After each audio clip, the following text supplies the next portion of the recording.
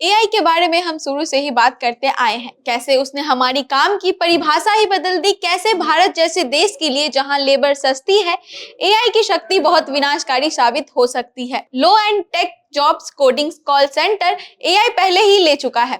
ऐसे में अगर हम एआई पर महारत हासिल नहीं करेंगे तो देश की बेरोजगारी अब चरम सीमा तक पहुंच सकती है अगले कुछ सालों में। लेकिन पिछले 2 दिनों में एआई की एक और नई शक्ति को भी अनलॉक कर दिया गया है। 2 महीने पहले इसकी कोई कल्पना भी नहीं कर सकता था कि ऐसा कुछ हो सकता है।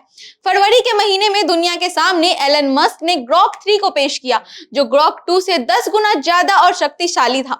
इसमें इंसानी भाषा को समझने और बोलने की शक्ति है और इसकी जो ट्रेनिंग हुई है वो XAI के मेम्फिस सुपर कंप्यूटर पर हुई है, जो 2 लाख हाई एंड जीपीयू से बना हुआ है। दुनिया का सबसे बड़ा एआई ट्रेनिंग क्लस्टर कहा जाता है इसे। मस्क ने ट्विटर पर अब इसके अंदर ग्रॉक की शक्ति को भी डाल दिया है। अब ये शक्ति का इस्तेमाल करके ग्रॉक हिंदी में भी और रीजनल लैंग्वेज में भी सवाल समझ सकता है और बातचीत कर सकता है। अब इसके बाद मानो सवालों का सैलाब आ गया ग्रॉक पर।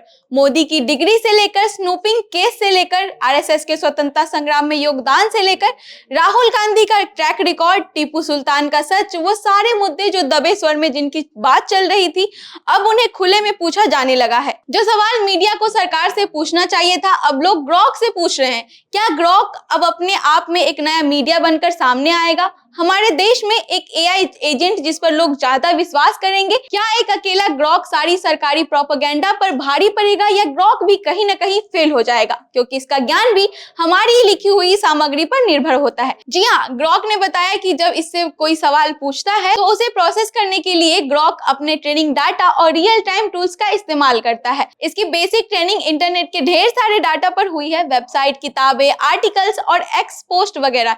ये डाटा एक तरह से ज्ञान का ढांचा बनाता है, लेकिन इसका ज्ञान सिर्फ उस तक सीमित नहीं है। इसे लगातार अपडेट किया जाता है ताकि नई जानकारी भी शामिल हो सके। अब यहाँ पर आपको आपके सवालों के मिजाज के अनुसार जवाब दिया जाता है, यानी अगर आप मजाकिया अंदाज में या फिर बोलचाल की भाषा में सवाल करेंगे तो आपको भी उसी अंदाज में मिलेगा। अगर आप गुस्सा और गाली गलौज करेंगे तो जवाब भी आपको वैसा मिल सकता है। क्या आपने ट्राई किया? हमें कमेंट कर जरूर बताइएगा। ऐसी और भी तमाम अपडेट्स और जानकारी के लिए बने रहिए हमारे साथ। धन्यवाद।